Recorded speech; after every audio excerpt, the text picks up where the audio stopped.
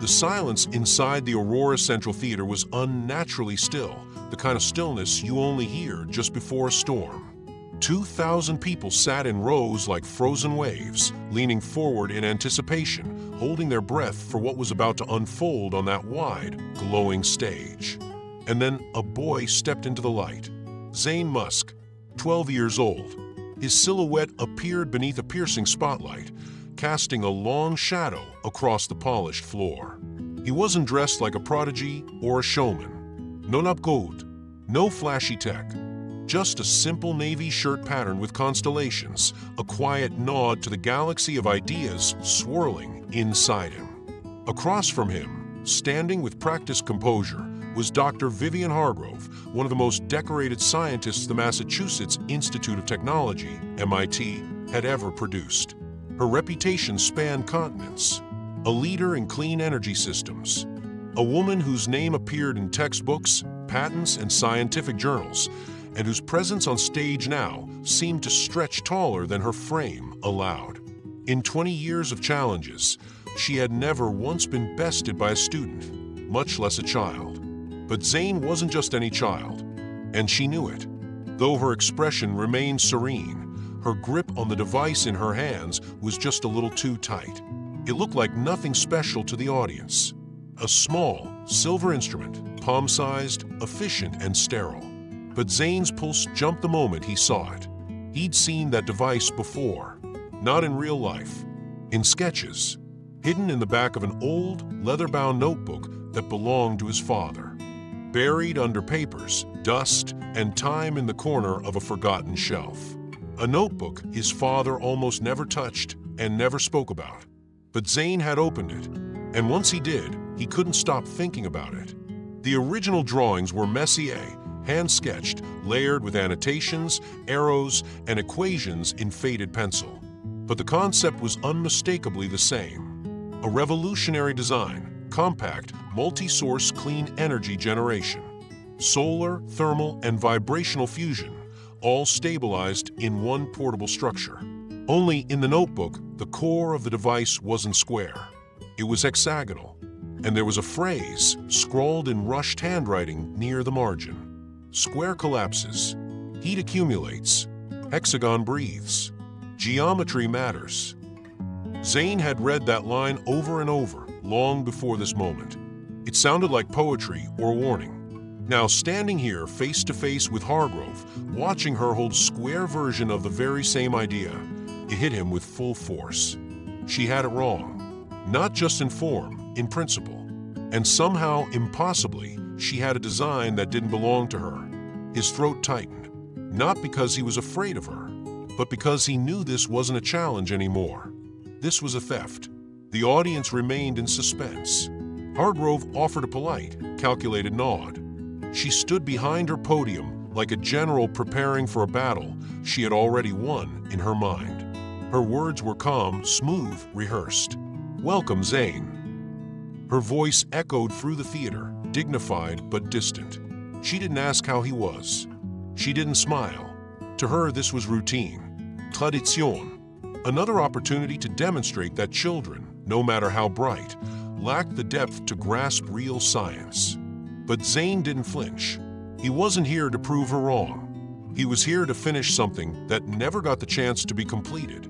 He didn't know the full story. Not yet. But he knew that device didn't come from MIT. He knew those diagrams were hidden for a reason. And he knew, deep down, that this wasn't just about science. It was about memory, about legacy. Somewhere in the crowd, Elon Musk sat motionless, watching, quiet, his eyes locked onto his son. Zayn didn't look back. He didn't need to, because this wasn't Elon's fight anymore. This one was his. The host stepped forward with a tablet and tapped the mic. "Ladies and gentlemen, welcome to the final round of the Future Minds Challenge. For the first time in its history, we have a single child standing across from one of the greatest minds of our generation." The crowd burst into applause, but was oddly muted. Because everyone could feel it, this wasn't just an event. This was something else. The energy was different, like they'd stepped into the middle of a story already in motion. Zayn's eyes never left Hargrove, and hers never left him. Behind the fanfare, behind the polite applause, there was a duel unfolding. Not of speed or strength, but of truth versus control. Curiosity versus ego. Invention versus ownership. And it all came down to that device. Zayn took a slow breath. He had to wait. Timing was everything. The truth would come, just not yet. Not now. Now he had to play her game. Answer the questions. Stay calm. Let the world see that this wasn't just a bright kid standing in the light. It was a mind on fire, a questioner, a son chasing the shadows of something much, much bigger than himself. And the world was about to watch him strike that match. You're still here? Then I'll tell you something. There's a reason you're still watching. Because you felt it, didn't you? That spark, that sense that something's not right. That this story isn't just about science fairs and spotlights. It's about truth clawing its way through silence. It's about asking the right questions, even when the world tells you to sit down and stay quiet. So if you're curious where this goes, and trust me, you haven't seen anything yet, give this video a like. It tells the algorithm to keep showing you stories that respect your intelligence. And if you want to be in the front row when secrets unravel and legacies collide, consider subscribing. Not because it helps the channel, because this is just the beginning. Let's rewind. 8 days earlier. The low hum of tiny gears echoed softly in the room, blending with the faint clicks of plastic arms shifting across a miniature galaxy. In the center of the desk, perched atop a rotating platform, a scaled model of the solar system spun with careful, deliberate motion. Zayn Musk leaned forward, his brow furrowed in silent frustration. Every planet moved smoothly except Saturn. The motor skipped, stuttered, and made the majestic ring planet wobble with an awkward jerk each time it completed a partial orbit. Zayn had rewired the internal gear housing twice already, checked the power flow with his voltmeter, and even swapped out the tiny microcontroller. Still, Saturn wouldn't cooperate. The room around him was cluttered but alive, a hybrid space that was part bedroom, part lab, part observatory. Blueprints were pinned to corkboards, half-built circuits lay scattered across the carpet, and on the walls were glowing posters of galaxies, rockets, and one framed quote, "Dream and problems solve in pieces." Zayn sighed, dropped his screwdriver, and stared at Saturn like it had personally betrayed him. "Try nudging the capacitor 3 degrees left," said a familiar voice from a doorway. Zayn looked up, surprised. Elon Musk stepped into the room with the kind of casual weight that comes from a lifetime of impossible projects. He wore a simple gray t-shirt and dark jeans, sleeves pushed up, eyes scanning the model with quiet amusement. Zayn followed the suggestion. He adjusted the capacitor. The gear shifted, and suddenly, Saturn glided into motion, smooth and perfectly timed. Zayn blinked. "How did you know that?" Elon smirked. "Saturn gave me the same trouble when I built one for your brother. Sometimes it's the angle, not the motor." Zayn grinned, but it faded when he saw what Elon held in his hands. A silver envelope, slightly larger than standard. Heavy, embossed with a subtle geometric design that shimmered when it caught the light. Elon crossed the room slowly and placed the envelope on Zayn's desk with the kind of gravity usually reserved for countdowns or launch codes. Zayn stared at it. "What is it?" he asked cautiously. Elon didn't answer right away. He just stepped back, arms crossed, watching his son's expression like it was part of the experiment. Zayn picked up the envelope. The seal had been hand-stamped, an intricate sigil of overlapping circles and lines. He broke it carefully and slid out a single piece of thick, matte black cardstock. The words were printed in silver ink, clean and sharp. "Congratulations. You have been selected to participate in the 43rd Annual Future Minds Challenge. Your work in applied energy modeling and conceptual robotics has earned you a place among the nation's top young inventors. Prepare to present your ideas before a live audience of 2,000 attendees, including scientists, engineers, and industry leaders from around the world. Guest of honor, Dr. Vivian Hargrove, MIT." Zayn's hands went cold. He reread the last line. Then again. Then a third time, as if the letters might change under pressure. Elon was still watching him. Not with pride. Not exactly. With patience. Like he knew what was coming. "Dr. Hargrove?" Zayn asked, voice barely above a whisper. Elon nodded once. They invited her this year to present a keynote and serve on the judging panel. Zayn put the invitation down like it was radioactive. "I'm not ready for this," he said. Elon tilted his head. "You're more ready than you think." She's the Dr. Hargrove. She built an energy lab underwater. She invented that atmospheric compression array. She eats kids like me for breakfast. "Correction," Elon said, smiling. "She challenges kids like you to think bigger. That's not the same as eating them." Zayn didn't laugh. "Dad, there'll be 2,000 people watching." "I know. And her. On stage." "I know." Zayn's gaze dropped to the model again. "Saturn spoon silently. Perfect now. I'll mess up." "You might," Elon admitted. Zayn looked up, startled by the honesty. "But," Elon added, "I messed up too. You should have seen the first Falcon launch. I was sure we'd crack the code. Then we blew the engine, and the whole thing cartwheeled into the ocean like a drunk whale."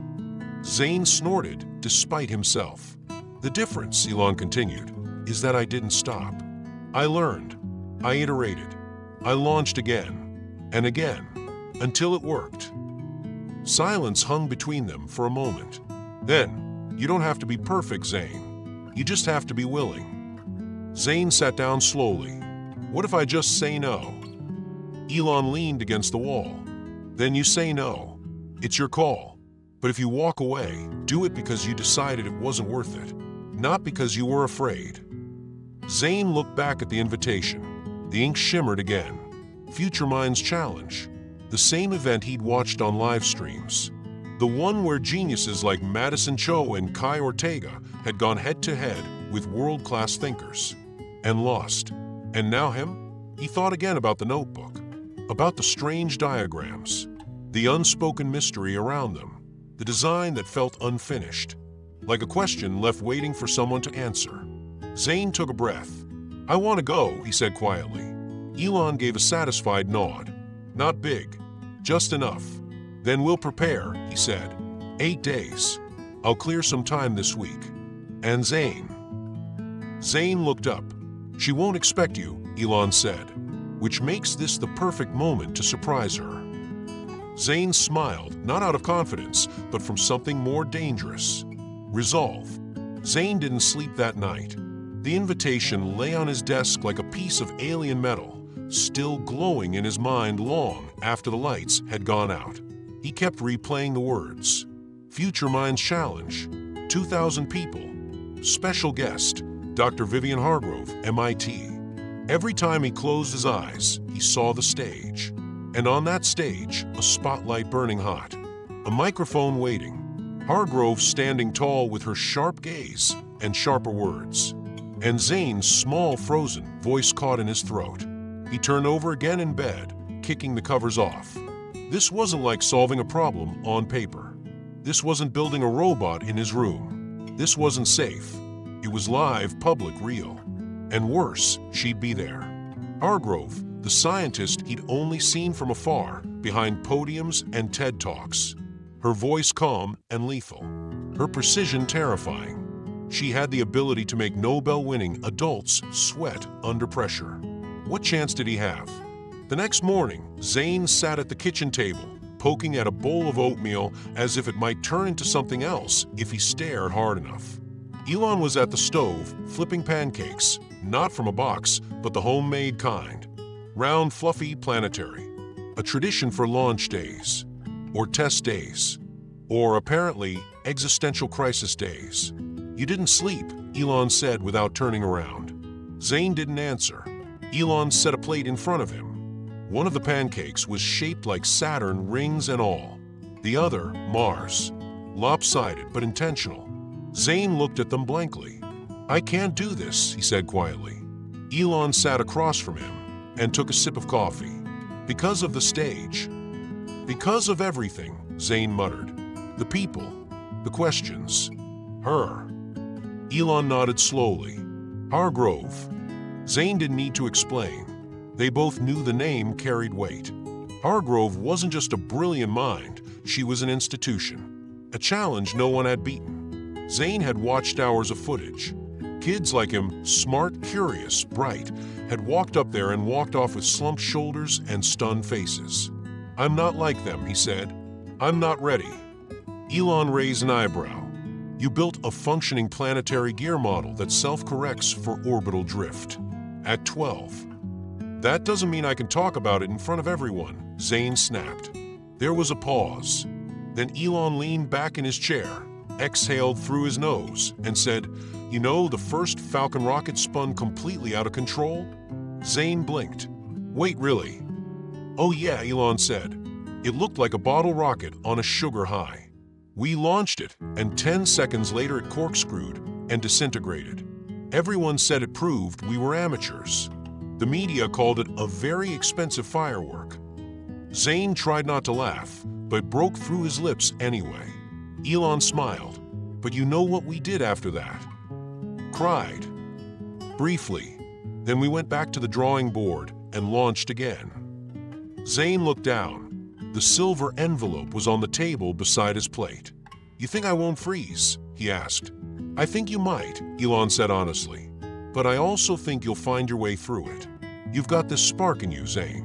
You want to understand things deeply, not just to get the right answer, but to ask a better question." Zayn toyed with his fork, then said, "She's going to destroy me." Elon leaned forward. "She might, but if she does, you'll get back up. And if she doesn't," he paused, "well, no one's ever beaten her. So that would be something." Zayn swallowed. "You think I could?" "Let me put it this way," Elon said. "She's brilliant, but she's not playful. You are." Zayn frowned. "Playful?" "Yeah. You think science is fun. That's your edge. Hargrove's world is serious and exacting. Yours is curious and messy. That's where the breakthroughs happen." Zayn took a breath. The words sat with him, vibrating inside his chest like an engine warming up. He didn't feel brave. Not exactly. But something had shifted. The panic was still there, tight in his ribs, quick in his pulse. But beneath it, something else was forming. A question. What if I just tried? Not to win. Not to impress anyone. Just to show up. To be the kid who actually wanted to explore the problem, not conquer it. Maybe, just maybe, that was the secret. Zayn looked at the envelope again. He reached for it. "I want to do it," he said.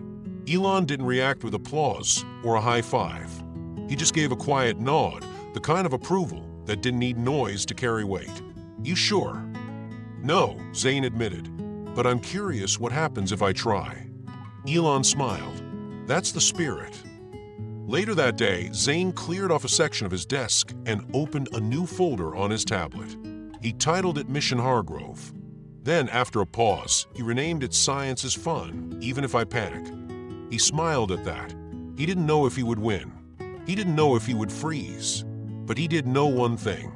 He wanted to walk into that theater with his head up and his questions ready, not to prove something to the world, but to discover something for himself. It was fear, but it was also fire. And for the first time, he saw how closely the two were linked. The next afternoon, the house was quieter than usual. Zayn sat cross-legged on his bedroom floor, a tablet propped up on a pillow in front of him, earbuds in, eyes locked on the screen. The glow reflected in his lenses as clip after clip played, fragments of past Future Minds Challenge events archived online. He wasn't watching them for inspiration. He was watching to learn how they failed. The first video showed a girl about his age, maybe 11, reciting the laws of thermodynamics flawlessly, until Dr. Hargrove asked her to apply those laws to an imaginary spacecraft navigating a black hole's event horizon. The girl froze. The second video, a boy with a robotic exosuit for paraplegics. Smart, charismatic. His presentation was stellar. But when Hargrove began pressing him on torque resistance, joint feedback loops, and ethical design boundaries, he unraveled. One by one, Zayn watched the pattern repeat. The kids weren't just unprepared, they were ambushed. Hargrove didn't test memorization. She tested depth. She didn't ask questions, she challenged ideas, poked at designs until they fell apart in public. She listened with polite patience, then struck with the precision of a surgical laser. Zayn paused the last video and took out his earbuds. The room was silent again, but now it felt heavier. He glanced over at the silver envelope on his desk. Still open, still glowing faintly in his imagination, as if it had burned its place into the fabric of his world. Zayn knew he couldn't bluff his way through this. He couldn't improvise or charm his way out. Hargrove would see straight through him. If he wanted to survive this, no, more than survive, if he wanted to stand his ground on that stage, he'd need to study like never before. That evening, he cleared his desk completely. He wiped down every surface, gathered his scattered papers, and stacked his tools. It felt like more than organizing. It felt like clearing a launch pad. He opened a fresh notebook and wrote 2 words at the top of the page. Plan of attack. Underneath, he drew 5 columns. Astronomy, physics, chemistry, biology, robotics. These weren't just subjects. They were potential battlefields. He started mapping the weak points in his knowledge. He was strongest in physics and robotics, okay in astronomy. Chemistry needed tightening. Biology, well, he knew mitochondria were the powerhouse of the cell, but that wasn't going to cut it. Zayn set daily time blocks for each subject, building his own crash course. Practice problems, case studies, simulations. He even scheduled thought experiment drills, mental workouts, inspired by Hargrove's abstract question style. For a few hours, he was in the zone. The fear hadn't gone away, but it had somewhere to go now, into action. It was late when he finally leaned back, exhausted. The house had gone quiet. Outside, the moon was up, casting soft silver light through his bedroom window. Zayn rubbed his eyes and decided to grab some water from the kitchen. As he stepped into the hallway, he paused. A voice, low, muffled, coming from his father's office at the end of the hall. The door was mostly closed, but light leaked out from underneath. Zayn crept closer. It was Elon, on a call. His tone was unusually measured. Yes, he's going to participate. I think he's ready. But there's something else. A pause. Zayn leaned slightly against the wall, careful not to creak the floorboards. If she brings it on stage, he'll recognize it. Maybe not everything, but enough to ask questions. Zayn's heart quickened. She? It. Before he could piece it together, he heard movement. A chair scraping. Footsteps. He ducked back into the hallway and retreated to the living room, looping around quietly as Elon stepped out and walked upstairs unaware. Zayn waited until the coast was clear. Then he slipped into the office. It was dimly lit, the warm glow of an antique desk lamp illuminating an organized chaos of projects, tools, and screens. Zayn didn't usually come in here. This was his dad's zone, part workshop, part thinking lab. But something had been left out on the desk. A notebook, worn leather, slightly curled at the corners. No label. Zayn approached it slowly, heart tapping against his ribs like it wanted to run ahead. He opened it. The pages were dense, filled with hand-drawn diagrams, technical sketches, calculations that snaked down the margins. Most of it was in pencil, some parts inked and rewritten. There were smudges of graphite, faint oil stains, and what looked like ash on the edge of one page. Zayn flipped through slowly. Many of the drawings were of a device, sleek, modular, portable. A generator of some kind. Zayn recognized components. Heat exchangers, vibrational cores, solar absorbers. A complex energy system, hybridized and elegant. It looked familiar, like the one he saw Hargrove holding on stage in the old videos. But these sketches weren't from MIT documents. They weren't branded or scanned or digital. They were personal. He turned to a page with a bold, handwritten note in the corner. Model unstable in square form.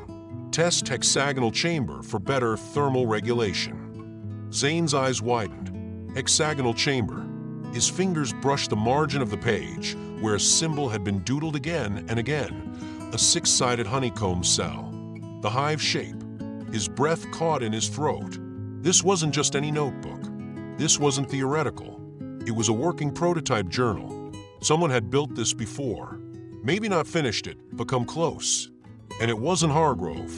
He turned to the first page, searching for a name, a signature, something. But before he could look deeper, Zayn. He jumped. Elon stood at the doorway, blinking in confusion. Then his eyes landed on the notebook. He stepped forward quickly and closed it in one motion. "You shouldn't be in here," Elon said, softer than expected. Zayn searched his father's face. "Was that yours?" Elon paused. "It was part of an old project, something we worked on a long time ago." "We?"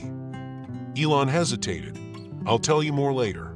I promise, but not tonight." Zayn nodded slowly, sensing the weight of something much larger than the pages in that notebook. As he turned to leave, he cast one last glance at the closed cover. The mystery was just beginning, but one thing was now certain. Dr. Hargrove wasn't just a rival in the arena. She was entangled in something far deeper, something hidden, something unfinished. The moment froze. Zayn's fingers were still on the edge of the page, the graphite sketches etched into his memory, when his father's voice sliced through the quiet. "Zayn." Not loud, not angry, just final. He turned, notebook still open in front of him. Elon stood in the doorway of his office, one hand on the doorframe, the other resting loosely by his side. His expression was unreadable. Not shocked, not even upset, but his eyes, there was something there, something guarded. Zayn straightened instinctively. "I heard you on the phone," he said. I wasn't trying to snoop, I just..." Before he could finish, Elon stepped forward, calm and deliberate. In one fluid motion, he reached the desk and closed the notebook with a soft but definitive thump. Zayn took a half step back. Elon placed a hand on the notebook's cover. "That's not for now," he said. "It's old material, half-finished designs, abandoned ideas." Zayn nodded slowly, though the tension in his shoulders didn't ease. "I didn't mean to." "I know," Elon said. His voice softened. "You're curious. That's never a bad thing." But the sentence had the ring of diplomacy, not honesty. Zayn glanced down at the closed notebook, then back at his father. "Who were you talking to? I heard you say something about her. About if she brings it on stage?" Elon blinked once, then smiled, small, almost casual. "Oh, that. I was talking to Kyra. She's excited you're participating. Wanted to wish you luck." Zayn didn't reply. 1,000 puzzle pieces clicked in his mind. The deflection, the timing, the closed notebook. Kyra? Maybe. But then why did he sound so serious? Zayn stared at the notebook again. The hexagonal chamber, the sketch circuitry, the phrases that had been scrawled in the margins, the exact principles he'd read about in recent clean energy papers, only more advanced. He felt something turning beneath his ribs. Not quite anger, not yet, but something colder. Suspicion. Elon ruffled his hair lightly, something he hadn't done since Zayn was much younger, and offered a smile that didn't fully reach his eyes. "You should get some sleep. Big day tomorrow. Your plan's solid. You're on the right track." Zayn gave a silent nod. Elon picked up the notebook, tucking it under his arm as casually as someone carrying a magazine, but Zayn noticed the grip in his fingers tighten. The door clicked shut behind him a few seconds later. And just like that, the air in the office changed. Zayn stood motionless, staring at the empty desk. He wasn't mad at his father. Not yet, but he knew when something didn't add up, and this didn't. Back in his room, Zayn sat at his desk, legs pulled up to his chest, staring at the glow of his tablet. The study plan he'd created earlier looked sterile now, lifeless in comparison to the firestorm behind that closed notebook. It wasn't just curiosity anymore. It was personal. Why had Elon looked so tense? Why pretend it was just abandoned ideas when Zayn had seen the detail, the precision, the signatures of real experimentation? And why, of all things, did the design in the notebook look exactly like the device Hargrove had presented in those old competition clips? Zayn clicked open a blank folder and titled it Mission Energy Codex. He hesitated, then renamed it Mission Energy Secret. Inside, he started jotting down everything he could remember from the notebook: the hexagonal chamber, the thermal notes, the distribution curves, the phrase about letting it breathe. Every diagram he could sketch from memory, he recreated as best he could, one image at a time, using his stylus and tablet. Then he took it a step further.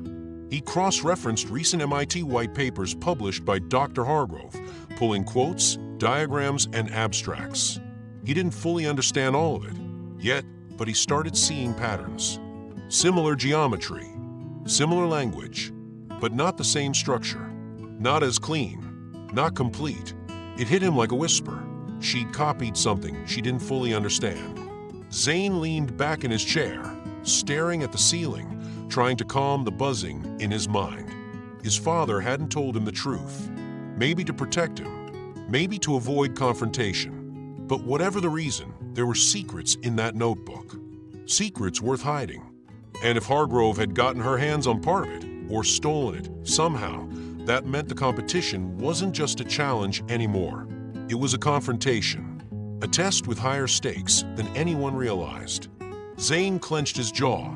This wasn't just about winning a trophy or answering questions on stage. It was about truth, about showing the world that science wasn't just formulas and credentials. It was about curiosity, integrity, and finishing what others started. He didn't just want to face Hargrove now. He wanted to uncover what she had taken and prove that real discovery doesn't come from stealing someone else's light. It comes from learning how to ignite your own. As the night deepened, Zayn placed his tablet face down on his desk, the name Mission, Energy, Secret, glowing briefly before the screen went dark. Outside, the sky shimmered with stars, quiet and ancient. But inside, something new was beginning to burn. Not just ambition, resolve. Not just to compete, but to uncover the hidden heart of the storm he'd just stepped into. The wind scraped softly against the windows, rustling the auburn and gold leaves outside in lazy spirals. From the 6th floor of the East Wing at the Massachusetts Institute of Technology, the view was a wash of late autumn color, trees burning in silence across the courtyard. But Dr. Vivian Hargrove didn't notice the beauty of it. Not really. She stood by the window with her arms folded, her expression unreadable, the faint reflection of her face in the glass more rigid than the real thing. Her office was immaculate, like a machine in stasis. Chrome fixtures, brushed metal shelves, cabinets labeled by category and subfield. Books and technical journals lined the walls in perfect symmetry. A 3D model of a microreactor sat under a glass dome on her desk, untouched since its last presentation. Every item had a place. Nothing out of order. Nothing casual. Behind her, the quiet knock of polished shoes on tiles signaled the approach of Peter Parsons, her assistant of nearly 8 years. Meticulous, loyal, and painfully organized, Peter carried a thin silver binder under one arm and a steaming mug in the other. "Tea," he said softly, placing the mug on her desk without waiting for instruction. "Chamomile. Not that you'll drink it." Vivian didn't respond right away. Her gaze remained on the trees, or perhaps beyond them. Peter set the binder down. Preliminary questions set for the Future Minds Challenge. As requested. She turned at last, slow and deliberate, and walked to her desk. The heels of her boots made no sound on the matte floor, as if she refused even to disturb the silence with her presence. She flipped open the binder, skimmed, stopped. "Who wrote these?" she asked. Peter blinked. "The committee. Standard pre-screening difficulty level for youth challenges. I filtered a few out that were." Vivian's voice cut clean across his. "They're remedial." Peter adjusted his glasses. "Well, they're children." "Children," she said, "are not exempt from intellectual rigor. If they're going to call themselves inventors, let them think like inventors." She flipped another page and gave a sharp, disapproving breath. A question about the periodic table? One on Newton's second law? A 10-year-old could answer these with a sticker chart and a YouTube channel. Peter gave her a cautious look. They are 10-year-olds, Vivian. She said nothing. Instead, she reached for a pen and drew a single line through the next page. Peter cleared his throat. We could include an optional bonus round for higher-level responses. A sort of Hargrove tier. The audience enjoys your sections. Ratings spike. She didn't respond to that either. Not at first. Her pen hovered over the page, as if considering whether the entire event was beneath her. Then, I want thought experiments. Open variables. Conditional logic. Interdisciplinary traps. Peter sighed, used to this rhythm. I'll revise. Vivian closed the binder. And the roster? Competitors? He brightened. Ah, yes. One entry stood out. A new edition. Last-minute acceptance by the review board. She arched a brow, mildly intrigued. Peter pulled out a folded form and slid it across the desk. Zayn Musk, age 12, homeschooled. Submission focused on hybrid energy modeling and planetary motion correction. Moderate media coverage due to parentage. Vivian looked down at the name, and then very slowly smiled. It was not a warm smile. Elon's boy, she said. Peter nodded. Yes. She leaned back in her chair, that smile curling at the corners. I had no idea he was breeding future disruptors. Do you know him well? Peter asked carefully. Vivian's eyes narrowed slightly, as if scanning a distant memory. We collaborated briefly, years ago, before he traded ambition for spectacle. Didn't he fund part of the Tesla biothermal project? Vivian waved her hand as if brushing away an insect. Funding and innovation are not the same. He sponsors. I build. Peter studied her. Is it a conflict of interest? Judging the son of someone you've worked with? Vivian's look sharpened. No. It was more than a no. It was law. Peter nodded once and made a note in his tablet. Vivian's eyes returned to the name on the page. She tapped the paper with her finger once, softly. Let's see what kind of foundation this child was built on. Her voice wasn't malicious, but it was laced with a kind of clinical amusement, the kind a biologist might have when observing a rare specimen in a lab. Curiosity with a hint of superiority. Prepare a separate tier of questions, she said. Something fitting for a Musk. Of course. Peter hesitated. Do you think he'll do well? Vivian looked up, and for a moment, something flickered behind her eyes. Not doubt, not wonder, anticipation. I think, she said slowly, he will arrive thinking he understands the rules. She reached for her untouched tea and finally took a sip, then set it down. And I think it will be enlightening for him to learn otherwise. Outside, the leaves continued to fall, spinning slowly down like thoughts from high places. Inside, Dr. Hargrove opened a new file on her computer, labeled it Tier Z, and began to type. She didn't fear the next generation. She welcomed the challenge, especially when it wore the name of a man who had once dared to challenge her and walked away thinking he'd won. This time, the spotlight wouldn't be on Elon Musk. It would be on his son. And Vivian Hargrove would be the one holding the heat. The notebook sat exactly where Elon had left it, edge-aligned on the bookshelf, a little too neatly placed, as if hiding in plain sight. The house was quiet now. The lights had dimmed.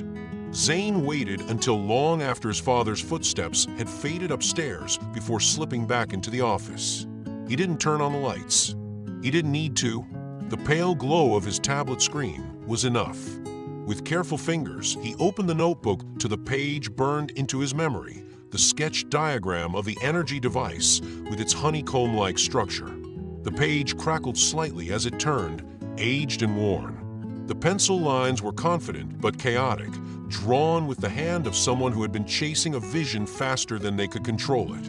Zayn held his tablet above the page and took the first photo, then another, then a third. He moved through the notebook in silence, photographing page after page of incomplete notes, structural overlays, formulas that wrapped around the edges like the thoughts of someone who didn't stop thinking, even as the margins ran out. Every time he saw the hexagonal chamber, a part of him tightened with recognition. This wasn't random. This wasn't old science. This was a living idea, paused mid-evolution. And someone who was not Hargrove, had started it. After 15 minutes, Zayn backed away from the desk and returned to his room. He locked the door behind him, sat cross-legged on the floor with the tablet in his lap. He created a folder deep inside his personal files, hidden under innocuous names, nested 3 layers down, protected with a password he'd never used before. He titled it, Mission Energia Secreta. Even the name made his heart race a little. It felt dangerous, but also thrilling, like he'd crossed an invisible line and couldn't go back. Inside the folder, he began organizing the photos, annotating them with tags, thermal regulation, geometry optimization, vibrational input, solar layering. He made digital sketches to clarify the messiest ones and marked the recurring symbols, mostly variations of the hexagon. Somewhere between midnight and 1 a.m., he leaned back in his chair, eyes burning but brain alive. He didn't understand all of it, not yet, but he understood enough to know it mattered, and that someone had kept it secret. The question was, why? The next morning, Zayn trudged into the kitchen with deliberately messy hair and a well-rehearsed yawn. The sun was bright through the windows, golden and clean, as if the night before hadn't happened. Elon was already at the stove, spatula in one hand, half focused on a news stream playing from a device on the counter. His voice was cheerful. You look like you wrestled with a black hole. Zayn blinked blearily. Didn't sleep well. Elon glanced over, concerned. Nightmares. Just nerves, Zayn said, sliding into a stool. About the challenge. That's all. It wasn't entirely a lie, but it wasn't the truth either. Elon nodded, flipping a pancake. Normal. Pre-launch anxiety. Happens to everyone, even the professionals. Zayn picked at the edge of a napkin, then tilted his head in mock casual curiosity. Hey, Dad, what's the hardest part about transferring energy from one form to another? The question was thrown like a paper airplane, soft and nonchalant, but it hit its target. Elon paused mid-motion. He turned slightly, one eyebrow raised.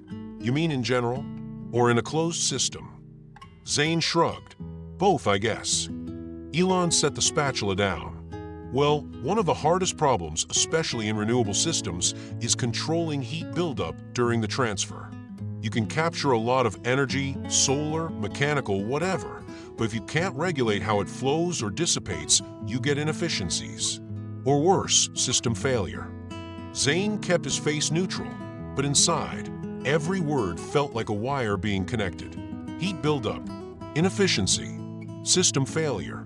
Exactly what the notes in the notebook warned about. Elaborate how?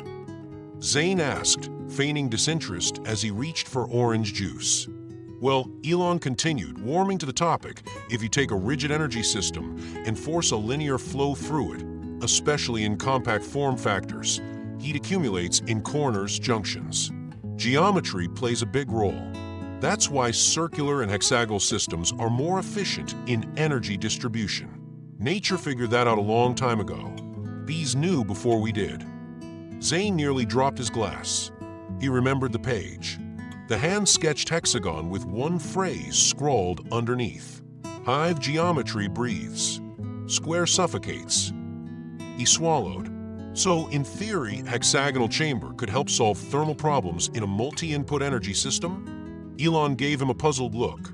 Yeah, that's a pretty advanced observation. You reading MIT journals in your sleep now? Zayn gave a crooked smile. Just thinking weird stuff lately. Elon nodded slowly. Good weird is how discoveries happen. He placed a plate of pancakes in front of Zayn, 2 stacked like discs, the top one carved with 6 faint lines around the edges, almost like a hexagon. Zayn stared at them, trying not to laugh.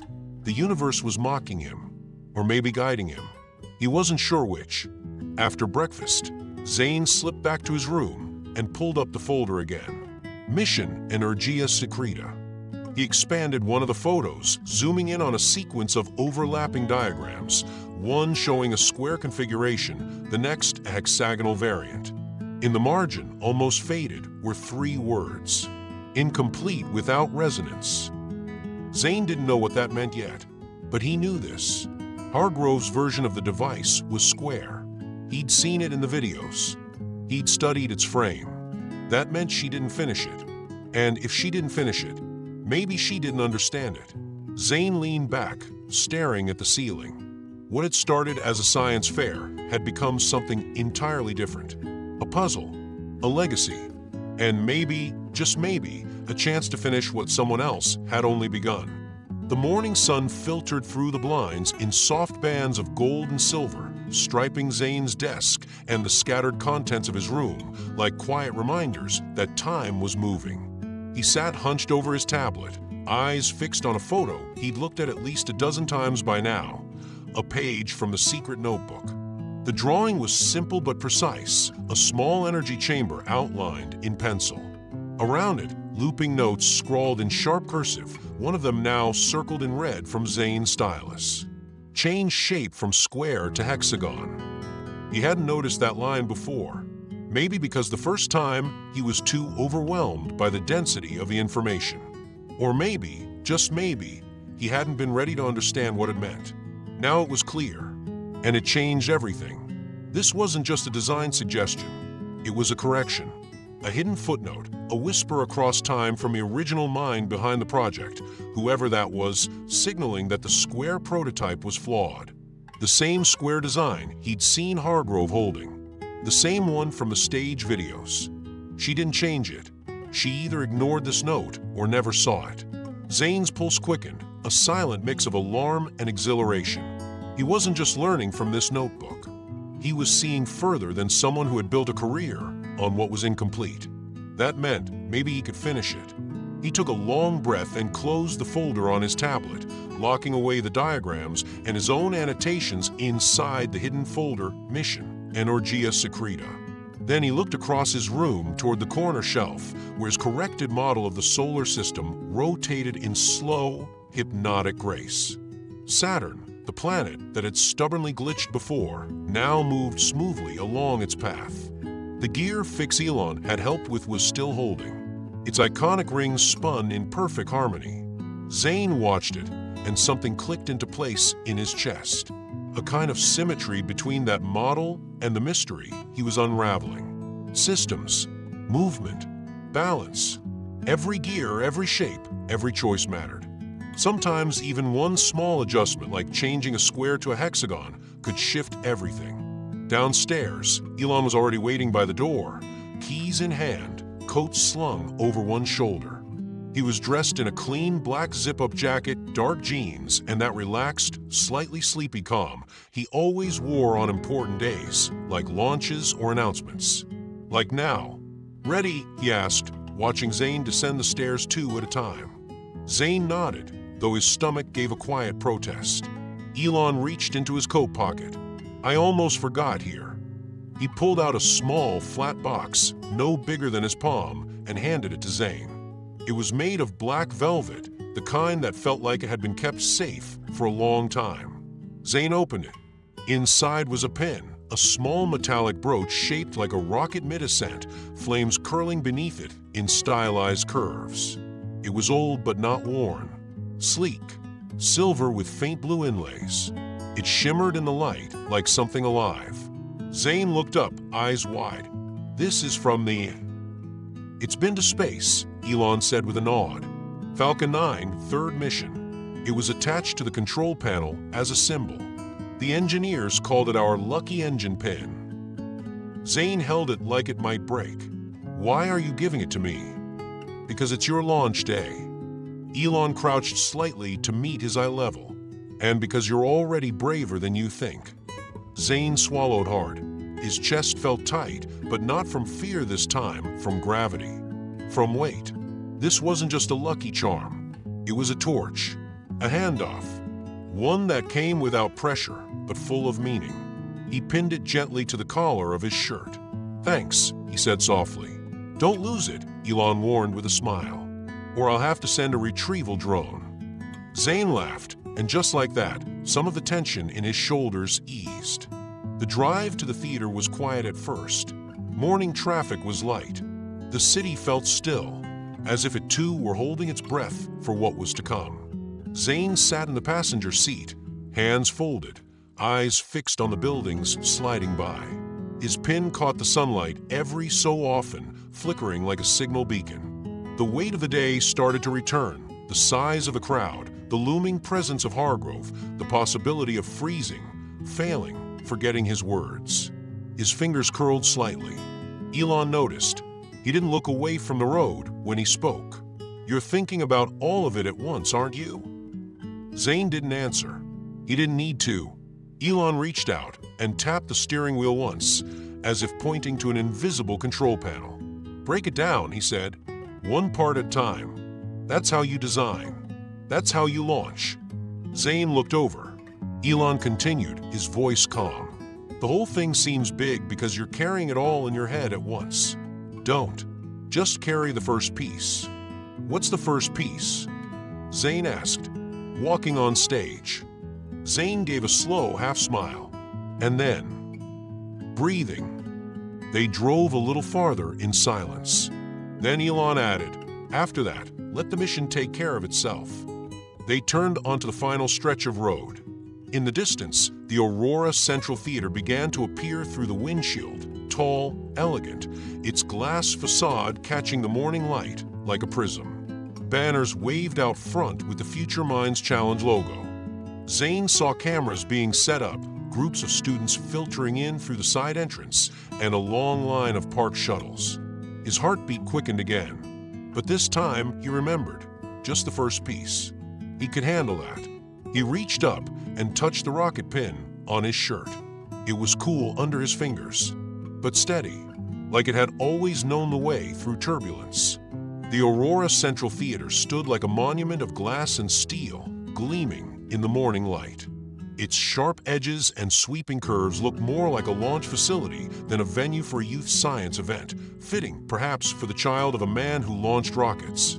Zayn stepped out of the car and into the soft roar of the crowd. The sound of cameras clicking, voices echoing, and banners rustling in the breeze hit him all at once. His heart began to race. Then he saw it. A massive digital billboard stretched across the face of the theater's front wall. The display flashed a sleek animation of gears and glowing plasma loops before fading into the striking face of Dr. Vivian Hargrove. Her pale blue eyes seemed to look directly at him, even from 50 feet high. A tagline appeared beneath her name, "The mind behind tomorrow's energy." Zayn's breath caught. He had seen her in videos, controlling, composed, and razor-sharp, but something about seeing her image this large, this polished, this confident, sent a jolt of fear straight to his spine. She's just a person, he muttered to himself. But even as he whispered it, his hands felt cold. He followed the side path as instructed, bypassing the press line. A small backstage entrance opened for him with a soft click, and a woman with short gray curls and a staff badge smiled warmly at him. "Zayn Musk?" she asked, her voice gentle. He nodded. "I'm Rosalina. I'll walk you in." The backstage corridor smelled faintly of wood polish and distant stage lights. The muffled hum of machinery, maybe a fog machine being tested, pulsed through the air. As they walked, Rosalina glanced down at him. "You remind me of my grandson," she said, eyes twinkling. "Always building things. He used to take apart our microwave just to see if he could rewire it." Zayn managed a nervous laugh. Rosalina touched his shoulder. "Don't worry.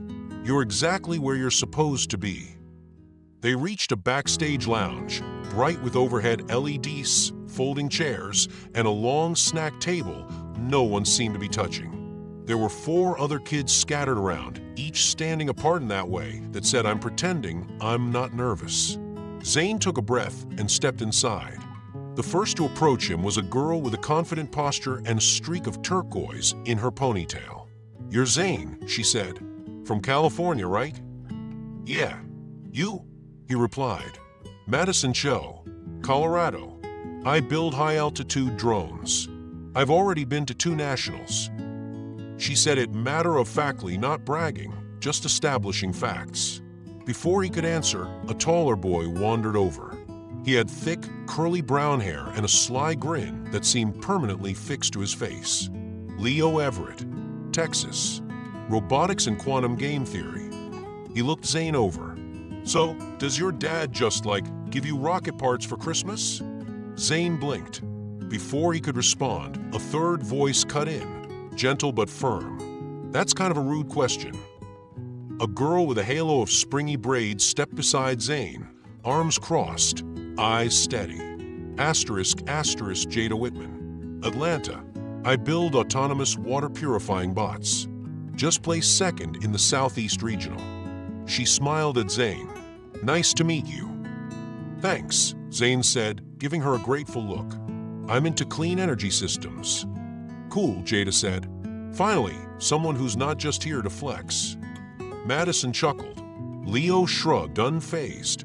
The ice was broken, just enough for Zayn to feel like he could breathe. He sat down at the edge of the room and looked around, trying to stay calm. His hand drifted up to the rocket pin at his collar, tracing its edges like a mental anchor. The voices in the room faded into a dull background as he thought again about the diagrams, the hexagon note, the warning about thermal regulation. It was all still sitting just beneath his skin, knowledge waiting to be tested. He didn't notice the shift in energy until the room fell silent. The door opened with a metallic click, and Dr. Vivian Hargrove stepped inside. In person, she was even more imposing than in the videos, tall and sharp, like someone carved from ice and iron. She wore a dark gray suit tailored with clean geometric lines, and her sleek bun seemed to reflect the fluorescent lights above. She scanned the room slowly, as if measuring everyone by unspoken criteria. Her eyes landed on Zayn last. You must be the Musk boy, she said, her voice soft but edged. Zayn tensed. She took a few steps closer, her heels clicking crisply against the tile. I've read about your father. Ambitious, rebellious, explosive in more ways than one. Zayn held her gaze, trying not to flinch. Let's see, she continued, if the son inherited anything other than the name. She didn't wait for a reply. She turned, coat sweeping behind her, and walked toward the door leading to the stage prep area. A theater coordinator called out, 5 minutes. Everyone moved at once. Final adjustments, deep breaths, some pacing, some silence. Zayn stayed seated. He didn't need to rehearse anymore. He was already in motion. The challenge was beginning. And for the first time since receiving the silver envelope, Zayn realized something. He didn't just want to compete. He wanted to prove something, not just about himself, but about the truth buried in an old notebook, locked in mystery, wrapped in science, and carried forward by instinct, doubt, and just enough courage to keep going. The lights dimmed. A low hum filled the air, vibrating through the floor beneath the contestants' feet. The audience hushed into silence as the massive screen at the back of the Aurora Central Theater flickered to life. A digital countdown, 3, 2, 1, faded into the glowing title. Future Minds Challenge Final Round. Zayn sat upright at his assigned station on stage, heart pounding against his ribs like a trapped particle. The lights were hot but focused, and beyond the stage edge, he could see the dark outlines of the audience, 2,000 people, just like Elon had warned. Rows of judges sat elevated behind a semicircular panel, glowing name tags before each of them. But his eyes were drawn to only one figure standing off to the side, watching silently. Dr. Vivian Hargrove. Her hands were clasped behind her back. Her gaze, sharp as a scalpel, moved from one student to the next, dissecting without touching. She wore the same precision in her posture that she had in her voice. Zayn caught the slightest raise of her brow when she met his eyes. Then she looked away, dismissing him, almost like a challenge. A chime sounded. From center stage, the host, a charismatic scientist from a National League of Young Inventors, stepped forward with a microphone. His tone was friendly, but everyone could feel the pressure building beneath it. "Welcome to the final round," he said. Let's begin with science fundamentals. A robotic voice took over, echoing across the theater.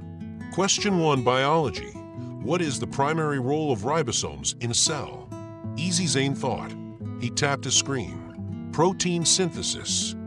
A soft ding confirmed the correct answer.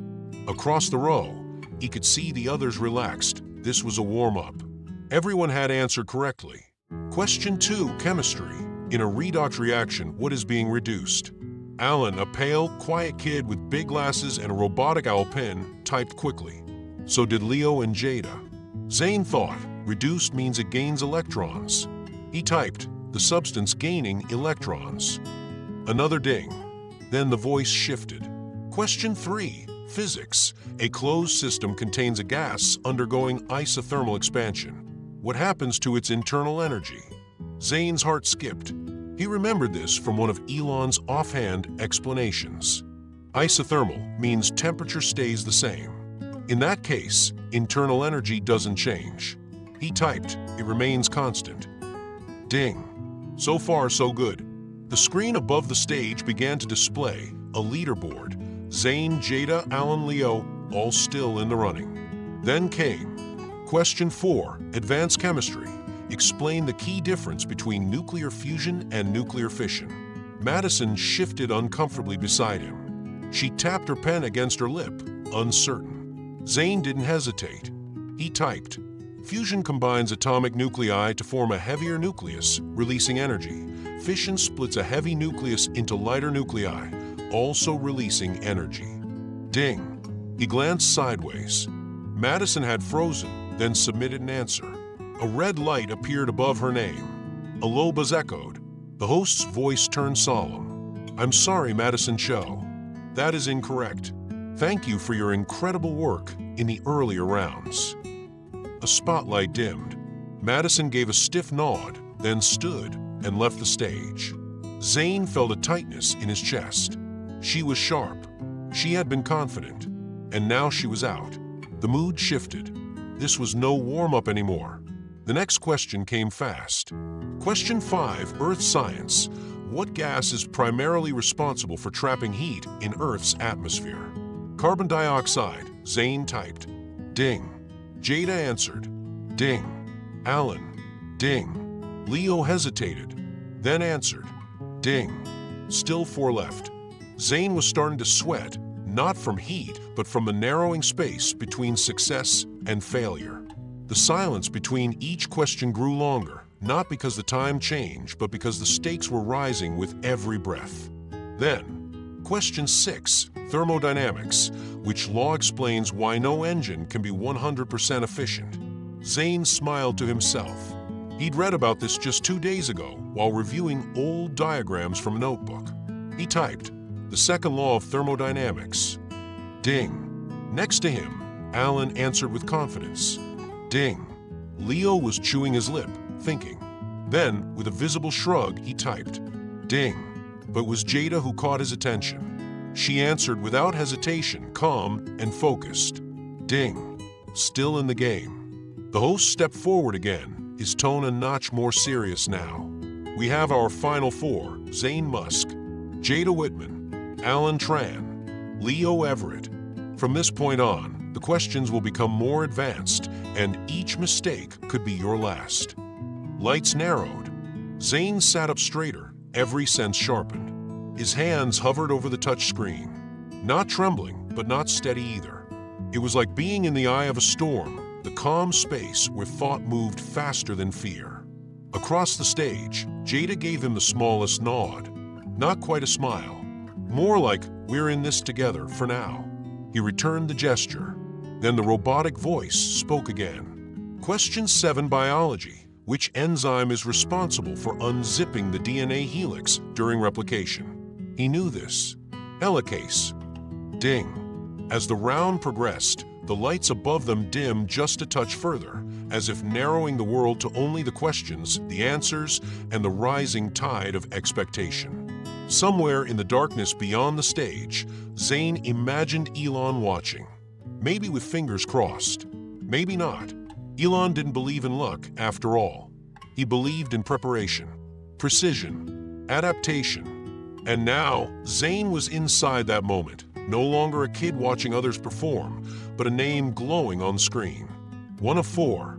And with every correct answer, he moved closer not just to victory, but to the mystery at the heart of this challenge. Whatever was waiting in that final round, whatever Hargrove planned, he would be ready. The auditorium lights dimmed again, signaling the next phase. The air in the Aurora Central Theater felt tighter, heavier, as though the walls themselves were holding their breath. 4 finalists remained, but everyone in the room could feel the focus shifting, narrowing toward the boy in seat 3. Zayn Musk. He hadn't missed a question yet. And he wasn't just answering, he was owning them. At the edge of the stage, Dr. Vivian Hargrove watched silently. Her hands were folded tightly at her waist, her jaw clenched with invisible tension. She had seen countless prodigies, brilliant, eccentric, arrogant. But this one had something else. Calm. It unnerved her. She tapped a button on her tablet, cueing the next category. The stage lights flickered once, then shifted into a glowing blue and amber hue. A soft synthesized chime echoed through the theater. The robotic voice returned, more deliberate this time. Category: Rocket Propulsion and Advanced Space Systems. The crowd murmured. This was upper-level physics, not the kind you read in children's encyclopedias. This was the kind that broke engineers on their first internships. Zayn leaned forward, as if he had been waiting for this. The screen behind them lit up with a diagram of 2 spacecraft engines side by side, one bulky and rounded, the other sleek and glowing. Question 1. Identify the fundamental difference between chemical propulsion and ion propulsion in terms of energy source and efficiency. Zayn's fingers moved immediately, but not in haste. His thoughts were already lined up, like dominoes waiting to fall. He typed, "Chemical propulsion relies on rapid combustion of fuel and oxidizer to produce high thrust in short bursts. Ion propulsion uses electric fields to accelerate ions, producing low thrust but extremely high efficiency over long durations." A clear ding sounded. Correct. Jada glanced over at Zayn, then back at her screen, her face unreadable. Leo shifted in his seat, cracking his knuckles. Alan scribbled something on his digital notepad. Question 2. Which propulsion system offers higher specific impulse, and why is it ideal for deep space missions? Zayn smiled slightly. Ion propulsion, he thought. It's slower but relentless. He entered. Ion propulsion has higher specific impulse due to its ability to expel particles at extremely high velocities. It consumes less fuel over time, making it ideal for long-duration space missions where efficiency outweighs thrust. Ding. Dr. Hargrove didn't blink, but a faint twitch appeared at the corner of her mouth. She didn't like the way the audience had started to react to him. The claps, the subtle nods of approval. He wasn't just surviving the round. He was educating them. Question 3. In chemical propulsion, what is the role of the nozzle's shape in relation to atmospheric pressure? Zayn didn't even glance at the visual aid. He had learned this in a garage when he was 8, watching Elon sketch rocket cones on napkins. He wrote, "The nozzle shape, typically a de Laval nozzle, helps expand combustion gases to maximize velocity. Its design must be optimized for the surrounding atmospheric pressure. Wider exit for vacuum, narrower for atmospheric launches." Ding. The camera focused briefly on Dr. Hargrove's face. Her mouth was flat, her eyes sharp. A subtle tension rippled across her cheek. Then the robotic voice continued. Question 4. Neural networks. Identify a common limitation when applying neural networks in autonomous aerospace navigation. Zayn blinked. This one wasn't his strength. He glanced left. Jada's fingers were already moving.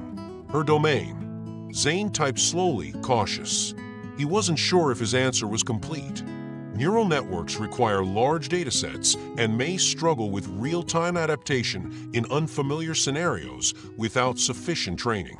He hit submit. Ding. Correct. But beside him, Jada froze.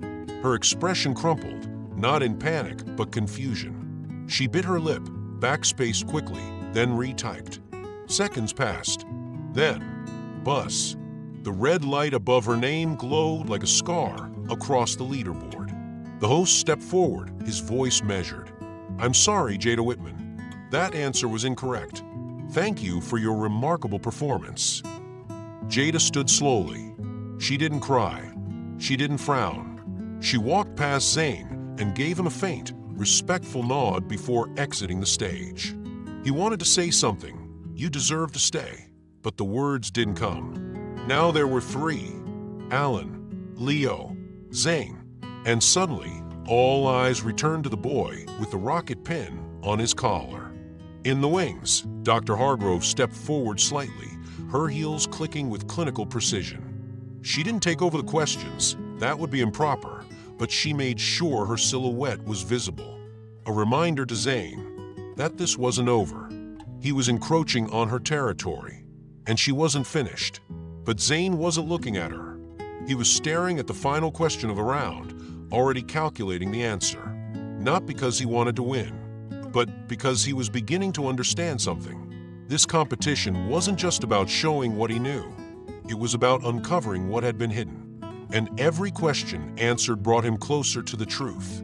About the notebook, about the device, about her. The theater had gone quiet, not silent but charged. A quiet that felt like electricity in the air before a thunderstorm. All the lights in the Aurora Central Theater now focused on the last two names glowing on the leaderboard. Zayn Musk, Leo Everett. Jada had exited the stage only minutes earlier. Alan had faltered just before that. Now only Zayn and Leo remained, seated 10 feet apart under a wide arch of lights that formed a glowing ring overhead. The audience leaned forward, no longer seeing two children on stage, but two minds locked in something closer to combat than a quiz. From stage right, Dr. Vivian Hargrove stepped into the glow. She carried something in both hands, carefully, like it was fragile or sacred.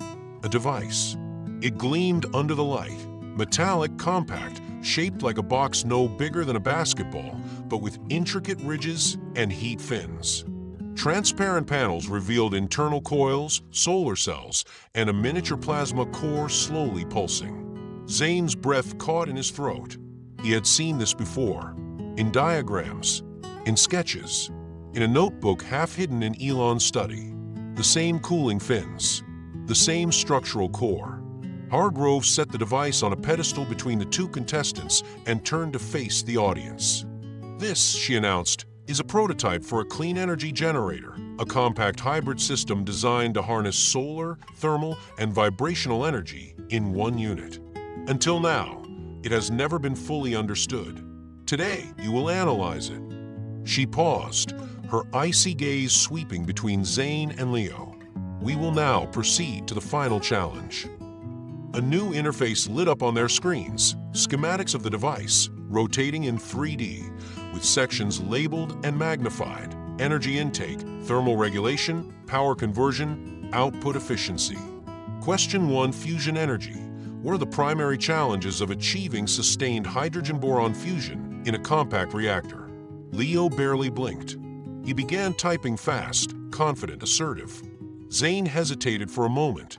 Fusion wasn't his best subject, but he took a breath and remembered his study sessions. He typed: extremely high ignition temperature, low cross-section for fusion reactions, difficulty achieving net energy gain, and challenges with radiation shielding. Ding. Correct. Leo's screen blinked green as well. A tie. Question 2: Solar energy. What advantage do multi-junction solar cells have over traditional silicon cells in harvesting energy across the light spectrum? This time, Zayn moved first. He typed: multi-junction cells stack multiple layers, each tuned to a specific wavelength, allowing broader absorption across the solar spectrum and reducing energy loss. Leo followed. Both correct again. A second tie. The next 20 minutes blurred into a storm of knowledge. The questions came rapid fire. Magnetic confinement systems, nanogrid storage models, ion lattice degradation, self-healing polymers in thermal layers. Zayn and Leo matched each other, answer for answer, precision for precision. Zayn's hands moved with rhythm, controlled, deliberate. Leo leaned forward, jaw clenched, tapping with machine-like certainty. From the judges' table, murmurs had begun. This was unprecedented. Never in 20 years had a final round reached this level of endurance. Most competitors collapsed within 5 or 6 questions. These two had answered 12, all correctly. And then came question 13. Thermal regulation. Analyze the heat distribution design in the device on stage. What flaw might limit its operational lifespan in high-output scenarios? Zayn's heart jumped. This was it, the moment everything clicked. He had noticed it in the notebook. He had even seen Elon frown over a sketch of this exact model. He looked again at the device on stage. Square casing, for corners radiating uneven heat, internal core too tightly packed. And then he remembered. The note in the margin of the sketch, change square to hexagon, more efficient thermal balance. He began typing, fingers steady. The square form factor causes uneven heat dissipation, concentrating thermal stress on the corners and leading to structural fatigue. A hexagonal redesign would allow symmetrical distribution of stress and improved airflow efficiency. He hit submit. Ding. Leo hesitated. He frowned, leaned closer to his screen, squinting at the diagrams. He typed something, paused, deleted. His hands hovered. The timer ticked down. 5 seconds. 4. He submitted. Buzz. A red light blinked over his station. A collective gasp rose from the audience. Leo slumped slightly in his chair. His face was blank, stunned. He had barely missed a single question the entire round until now. Zayn turned to look at him, then to Dr. Hargrove, who was frozen at the edge of the stage, her hands clenched behind her back. Her lips were tight. She didn't speak. The host stepped forward slowly, still absorbing the moment. Leo Everett, he said, voice solemn but full of respect, you've done something incredible here. You made history. Leo stood. The audience applauded thunderously. He gave a small wave and left the stage without looking back. Now there was only one. Zayn sat alone, lit by the glowing arc above him. The device was still on the pedestal, humming gently. The host's voice came back, quieter now.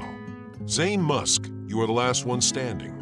The first student in 2 decades to reach the final question, and the only one to correctly identify a design flaw in a working prototype built by a global authority in energy science. Hargrove stepped forward slowly. She looked at the device, then at Zayn. Their eyes met, his wide and sharp, hers narrow and unreadable. Who told you to look for a hexagonal redesign? She asked, her voice like glass. Zayn didn't flinch. No one told me, he said, but I recognized the pattern. Silence. Then something changed in Hargrove's expression. Not a smile, but something that might have once been admiration, warped into resistance. She turned away, nodding to the host. The final round was complete, but Zayn knew it wasn't over. That device, that design, the logo faded at its base. It all pointed to something deeper, something still hidden. He had won the challenge, but the real discovery was just beginning. The echo of Leo's misstep still hung in the theater, like a suspended breath. The red light over his station had flickered only moments ago, but in the minds of the audience, it was seared like a closing door. The boy who had matched Zayn for 20 minutes straight, brilliant, precise, determined, had faltered on a single brutal question about theoretical energy transfer in rotating magnetic fields. Leo stood up slowly, his face pale but dignified. He gave a brief nod to the judges, then glanced at Zayn.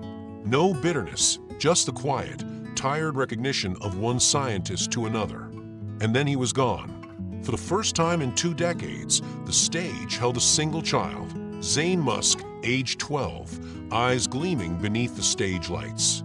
A storm of focus behind those hazel irises, like starlight bent through gravity. And then came the shift. Dr. Vivian Hargrove stepped forward again, heels echoing like metronomes on the hard stage. But now there was something new in her hands, cradled carefully like a treasure or a weapon. The device. It shimmered under the lights, its outer surface a brushed metal casing of polished silver gray. Transparent cutaways revealed internal components, cooling coils, photonic panels, vibration conductors, a miniature plasma chamber oscillating with a soft violet glow. It looked like something born between physics and magic. The base was perfectly square. 4 symmetrical heat dispersal vents extended from each corner. The design was clean but overly rigid, elegant but flawed. Zayn's heart pounded. This wasn't just similar to the sketches in his father's notebook. It was the sketch. Down to the ridges, the intake plates, even the reinforcement lines on the bottom frame. The resemblance was too exact to be coincidental. Hargrove placed the prototype on a rotating pedestal in the center of the stage. A camera zoomed in, broadcasting every angle of the machine on the massive screen behind them. The audience leaned in. "This," Hargrove said, her voice clear and measured, "is the future of independent, clean energy. A portable, hybrid generator that draws power from solar, thermal, and vibrational sources simultaneously. Designed for use in remote environments, emergencies, and space missions." She let the words hang, then turned to Zayn. "You'll now analyze its functional architecture and identify any areas of concern. Be thorough." Zayn stepped toward the pedestal. His tablet synced automatically, pulling up internal blueprints and operational simulations. The moment he touched the device, something shifted in the room. It wasn't just analysis anymore. It was recognition. He tilted the prototype slightly, revealing the bottom casing. Near the corner, etched faintly beneath the brushed metal, was a logo, almost rubbed away with age or alteration. A stylized P inside a hexagon. Zayn blinked. Proteus. He had read that name in the margins of the notebook. He had seen it beside his mother's initials. And now, here it was, hidden in plain sight. He turned back toward the panel. "Your observations, Mr. Musk?" Hargrove asked, tone cool, brows slightly raised. Zayn exhaled. "The internal structure is efficient," he began, "and the integration of multi-source input is well-balanced. But there's a problem in the heat management system." A murmur rolled through the theater.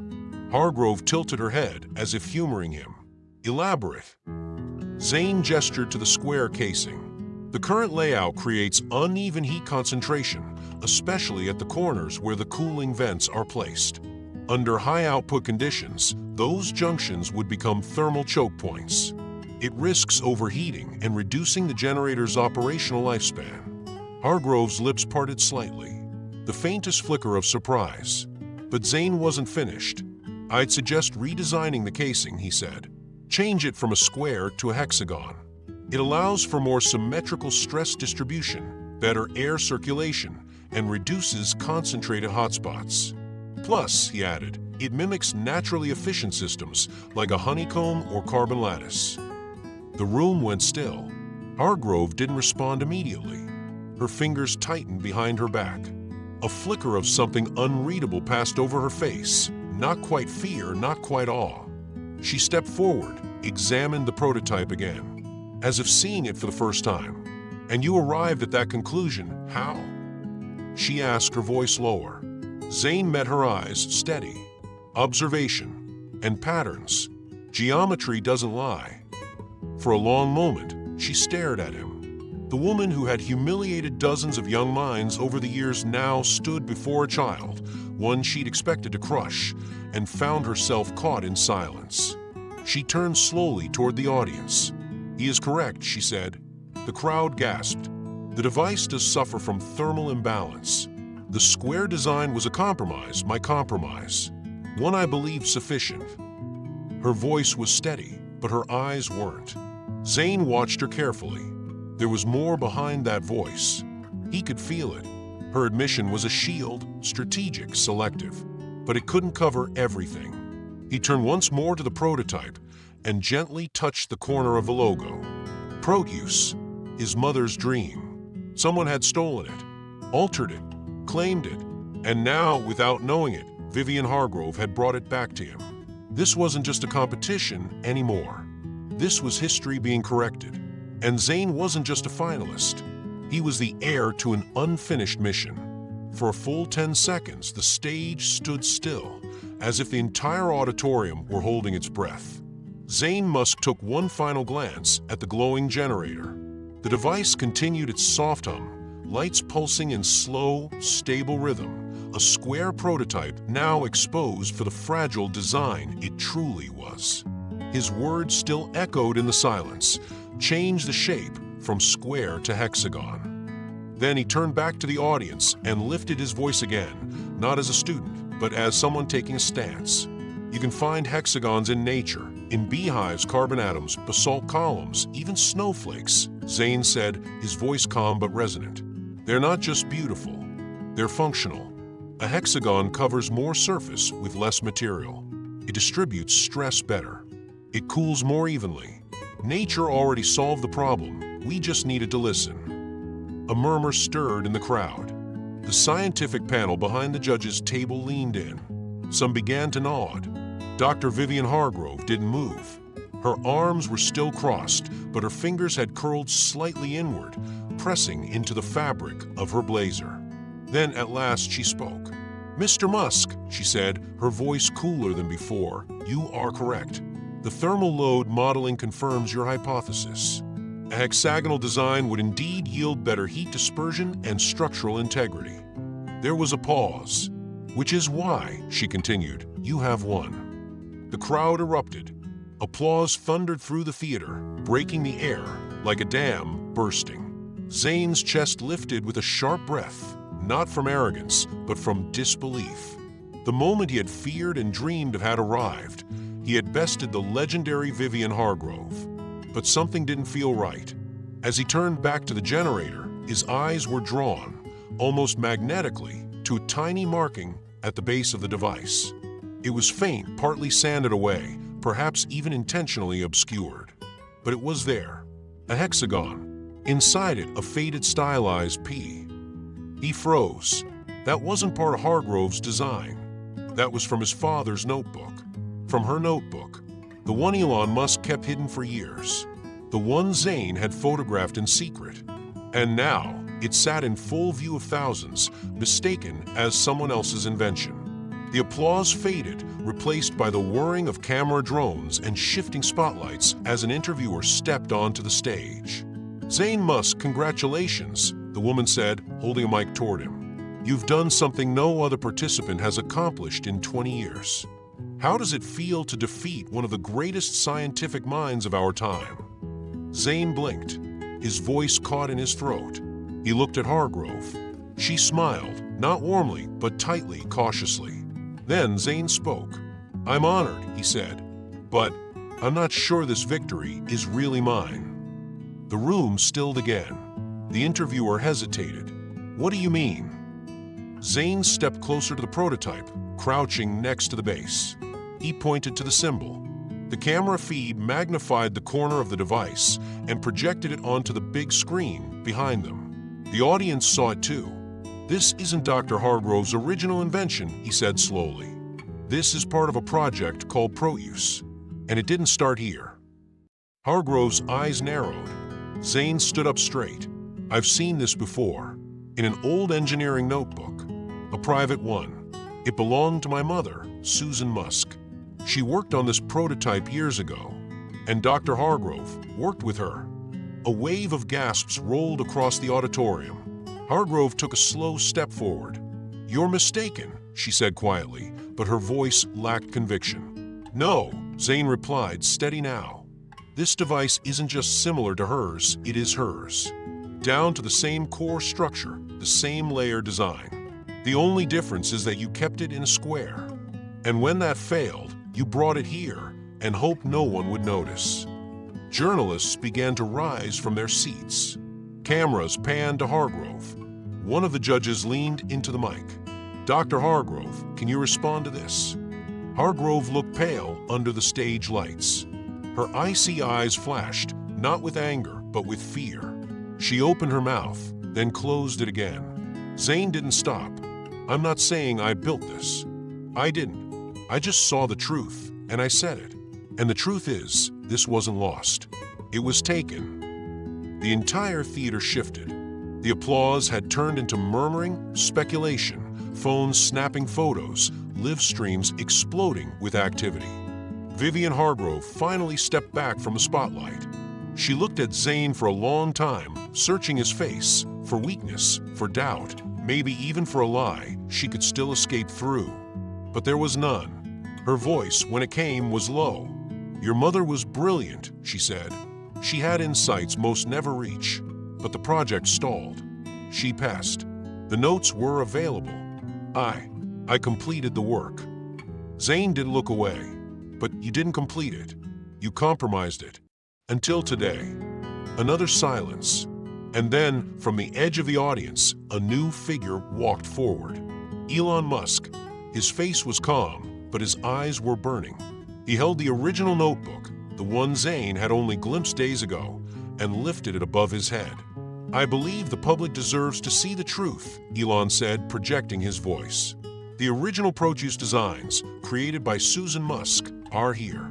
Dated, signed, witnessed. Before Dr. Hargrove ever laid eyes on the project." The judges asked for the notebook.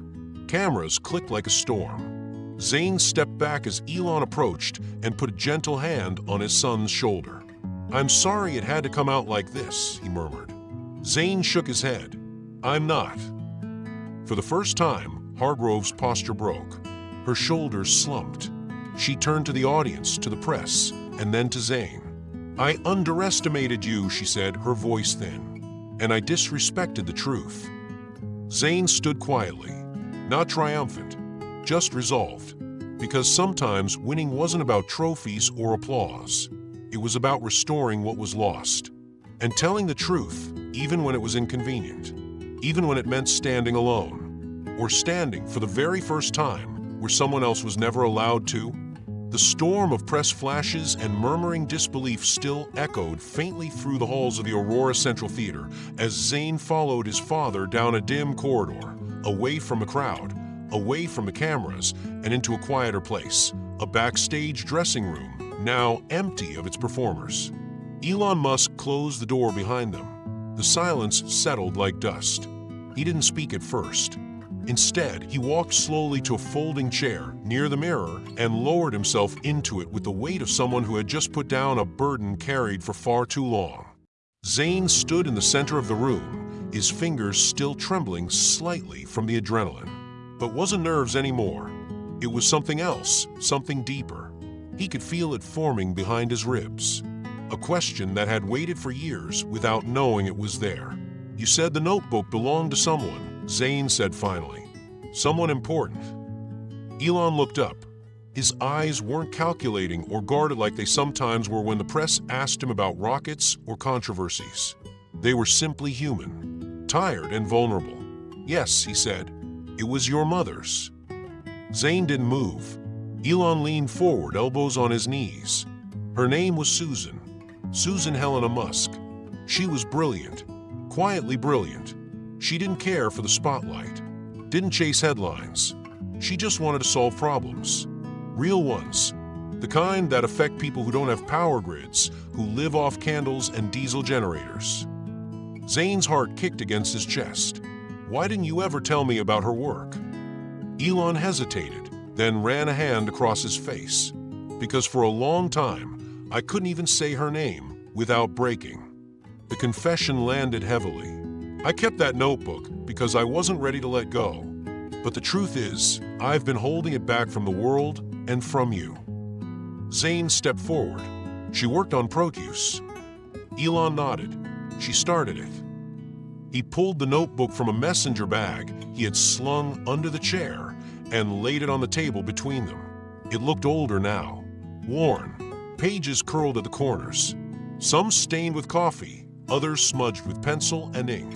Diagrams littered the margins. Ideas crossed out and redrawn. The kind of raw creativity that only lives in unfiltered minds. Elon turned to a specific page. The drawing was unmistakable, a hexagonal core wrapped in thermal coils, the same structural frame Zayn had just described on stage. She knew the square design wouldn't hold, Elon said, but she passed away before she could finish this version, before she could prove it. Zayn traced the diagram with his eyes. His hands itched with the memory of discovery, the instinct that had guided him not just to the shape, but to the solution. "I didn't just compete with Dr. Hargrove," Zayn whispered. "I completed what Mom started." "Yes," Elon said, his voice catching. "You did." Zayn felt like the room was suddenly spinning slowly, as if time had decided to take a breath. So many pieces fell into place. The way Elon reacted to the notebook, the careful silences when Susan was mentioned, the emotion in his father's eyes whenever Zayn showed him an invention, a model, a theory. It wasn't pride in his son's abilities alone. It was memory. Elon reached into the bag again and removed a small velvet pouch. He handed it to Zayn without a word. Inside was a necklace, simple, with a hexagonal pendant etched in brushed silver. "She wore it every day," Elon said quietly. "That was her symbol, not just for science, for harmony, efficiency, nature's design." Zayn ran his thumb over the cool surface. "She believed in this." "She believed in you, Zayn," Elon said, "even before you could speak. She used to hold your hand while working late at night, whispering equations and singing lullabies in the same breath." Zayn swallowed. His eyes burned, but he didn't look away. "And Dr. Hargrove? She worked with her?" "For a brief period," Elon replied. "Susan trusted her, showed her early versions of Proteus. When she left the project, we didn't realize she'd taken notes with her." Zayn clenched his jaw. "She used Mom's work. She modified it, claimed it, but she didn't understand it the way your mother did." He paused. "The way you did." Zayn took a deep breath. His fingers closed around the pendant. "I don't want her to get away with it." "She won't," Elon said. "But this isn't just about justice. It's about purpose. The design works. Now, it's time to decide what to do with it." Zayn looked down at the notebook again. What had once been a mystery now felt like a mission. She wanted it to help people. "Exactly." Elon stood and put a hand on Zayn's shoulder. "And now we do it together. You, me, and Kyra too. She's flying in tomorrow." Zayn blinked. "Really? She wants to hear about her mother from you, about what happened today. And I think she'd be proud to help continue Susan's legacy." Zayn gave a small nod, absorbing the flood of meaning in all of it. Legacy, family, truth. As they left the room together, Elon carrying the notebook, Zayn holding the pendant, something in the boy had changed. Not just his understanding of the past, but of who he was in the world. Not just the son of Elon Musk, not just a bright kid in a competition, but the bridge between brilliance lost and brilliance reborn. The next morning, a thin veil of mist clung to the city, as if the world itself were holding its breath. Outside the Aurora Central Theater, news vans lined the street. Technicians hauled in crates of equipment. Engineers in branded jackets uncoiled thick cables and lifted panels onto metal frames. A quiet intensity filled the air. Zayn stood beside Elon and Kyra near the loading dock, watching the controlled chaos unfold. "Feels different now," Kyra said softly, zipping up her gray utility jacket. She had only arrived late the night before, but already her presence gave Zayn a feeling of solid ground beneath his feet. "It is different," Elon said, scanning the crowd. "This time, the whole world's watching for the truth." Inside the theater, the stage had been transformed. Two identical platforms stood under bright spotlights. One supported the original cube-shaped generator, sharp-edged, industrial, and sterile. The other held a sleeker, more organic version of the same device, hexagonal, like a slice of engineered honeycomb, its coils elegantly arranged for optimal thermal regulation. Zayn could see it immediately. The difference wasn't just structural, it was philosophical. One was forced, the other aligned with nature. Rows of seats were already filling. Scientists, journalists, students, faculty, policy advisors. The audience crackled with curiosity. On one side of the stage stood Elon, Kyra, and Zayn. On the other, Dr. Vivian Hargrove, arms crossed, her expression unreadable. Behind her stood Peter Parsons, his face tense but calm. And near center stage was the director of the MIT Engineering Consortium, Dr. Lee Sato, a sharp, composed woman in her 60s with a commanding presence and clipped voice. This demonstration, Dr. Sato began, addressing the audience, is not a competition, is a validation, a test of ideas, and perhaps a test of ethics. The lights dimmed slightly and the countdown began. Activating cube prototype, one of the engineers announced.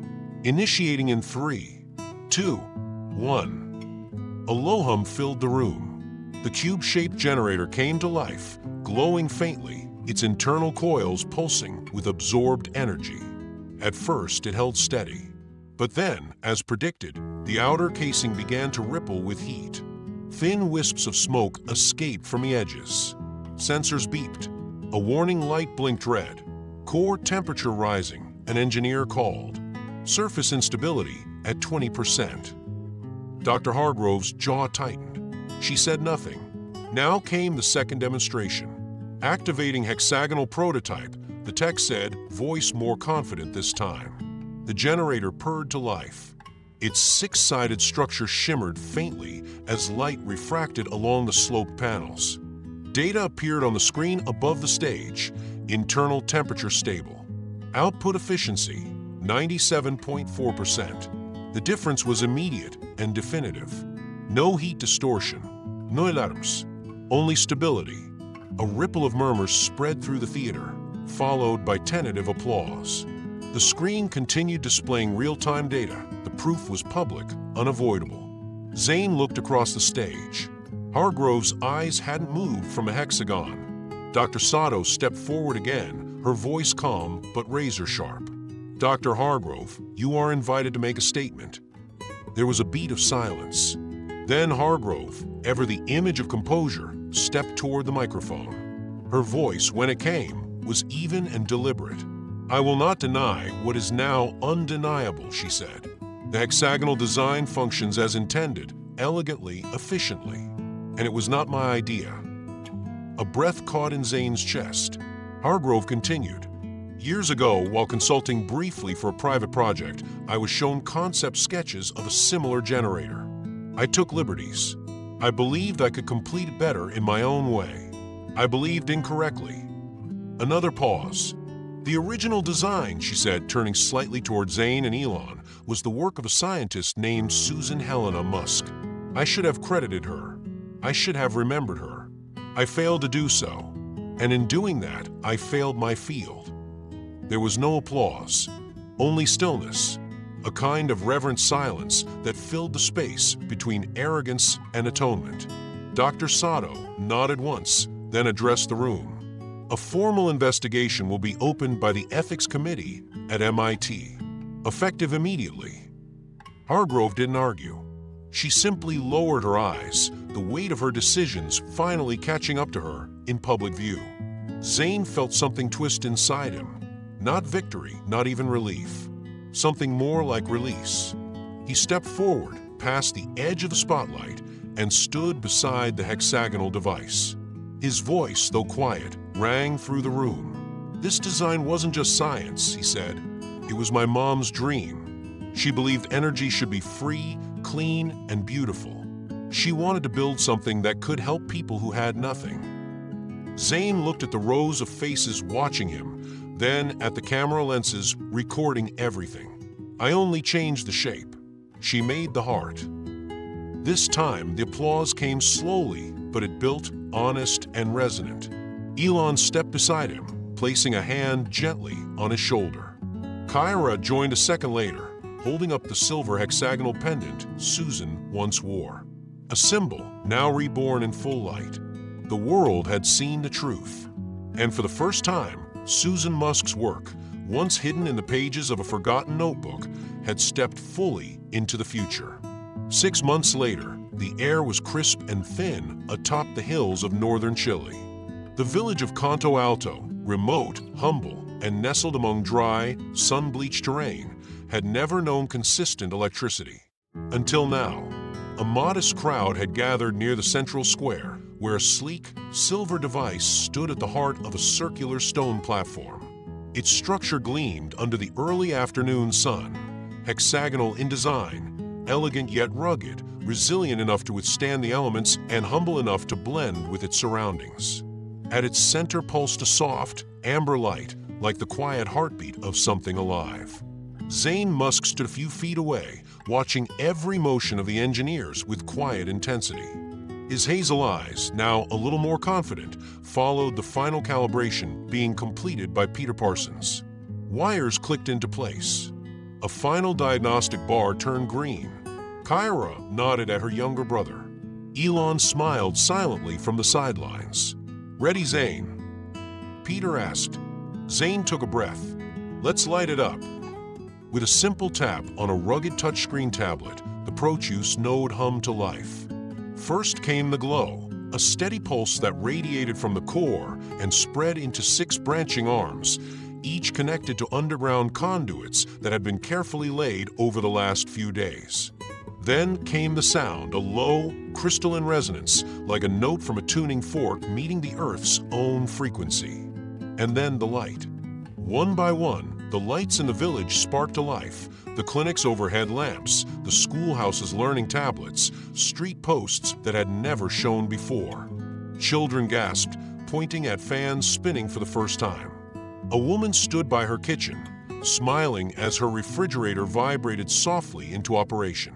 The community center lit up like a lighthouse on the coast of hope. The Proteus node had worked. Kyra stood beside Zayn, arms crossed but eyes glistening. "That's Mom's light," she whispered. Zayn didn't answer right away.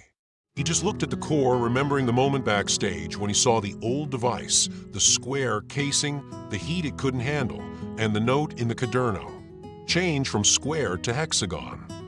The answer had been simple, natural, hidden in plain sight. Like the geometry of honeycombs, the layout of turtle shells, the networks of snowflakes. Nature knew. Susan Musk had known. Elon stepped forward and placed a hand on Zayn's shoulder. "You completed her work," he said, not with complexity, but with clarity. Zayn looked up at his father. "She had the vision. I just listened to it." Peter joined them. "You did more than that, Zayn. You gave it direction." The sun shifted slightly behind the Andes, casting long shadows across the square, but the village remained aglow, powered entirely by ambient energy. Solar, thermal, vibrational. Clean, sustainable, human. "This is the first of many," Kyra said. "Next stop is in the highlands of Peru, then Kenya, maybe even Nepal." Zayn smiled at that. His brooch, a small silver rocket that had once been in orbit, caught the light just right, glinting against his navy jacket. The team gathered around the node for a photo. Locals joined in, standing proudly beside the machine that would change their lives. The children, curious and unafraid, ran their hands gently across its smooth surface. It wasn't a foreign object to them. It felt natural. After the photos, Zayn stepped aside and sat on a rock overlooking the village. He pulled out his tablet and opened the old folder labeled Mission, Secret Energy. The diagrams were still there, preserved like fossils of brilliance. But now, beside them, were new blueprints, updates, expansions, improvements. Proteus was evolving. He thought back to that first night he saw the device in Hargrove's hands. The shock, the familiarity, the quiet decision to speak the truth even when it felt too big for a kid like him. He had felt small then, but not now. "I used to think scientists had to sound smart," he murmured.